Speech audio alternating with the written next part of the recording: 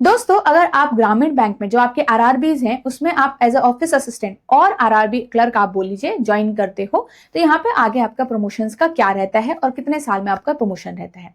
तो बेसिकली यहाँ पे आपके दो फेज होते हैं, जैसे एक फास्ट हो गया और एक आपका नॉर्मल हो गया। तो जो नॉर्मल वाला होता है उसमें आप 10 साल में एलिजिबल होते हो, मतलब आरआरबी क्लर्क से लेकर स्केल 1 बनने के लिए, और इसमें आपके क्वालिफाई किया है तो 2 साल कम हो गए।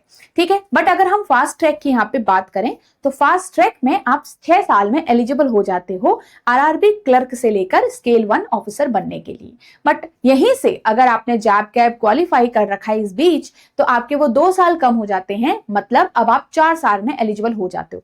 इसका मतलब जैसे अब आपको 4 साल हो गए हैं आपकी बैंक में from the day of the joining, आपका जो बैंक में 4 साल हो गए और उसी बीच आपने जैब कैब भी निकाल लिया, तो आप एलिजिबल हो गए किसके लिए? इंटरनल एग्जाम के लिए, क्योंकि यहाँ पे इंटरनल एग्जाम होता है, उसके द्वारा आपका प्रमोशन डिसाइड होता है।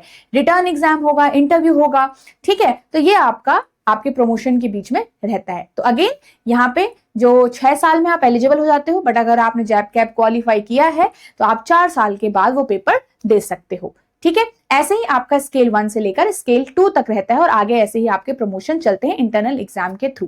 ठीक है, जैसे जब हम पीओ का एग्जाम देते हैं तो हम ऑफिसर रैंक पे ही वहां पे आगे जाते हैं और स्केल 1 पे ही हमारा जो ज्वाइनिंग होती है वो स्केल 1 ऑफिसर ही होती है, राइट। तो अगर आप क्लर्क ज्वाइन करते हो तो आप वहां पे स्केल 1 ऑफिसर बनते हो, फिर आगे ऐसे ऐसे करके आपका जो प्रमोशन है वो चलता है। यस, प्रमोशन हर कोई, मतलब जैसे कोई लोग लेते हैं, कोई लोग नहीं लेते हैं, दैट डिपेंड्स। एंड यहाँ पे आप इतने साल के हिसाब से अपना प्रमोशन ले सकते हो। जल्दी लेना है तो आप जल्दी ले सकते हो, थोड़ा टाइम लगा के लेना है वो भी आपके सामने यहाँ पे एक प्रोसेस है।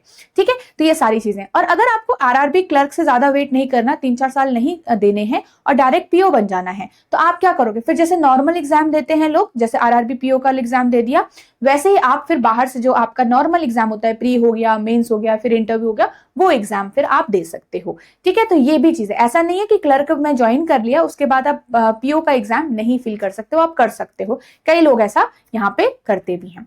सो आई होप आपको ये अच्छे समझ में आ गया होगा एंड यहाँ पे से आपको ये चीज क्लैरिटी मिल गई होगी कि प्रमोशंस आगे हमारे कैसे होते हैं क्लर्क से स्केल 1 ऑफिसर के लिए।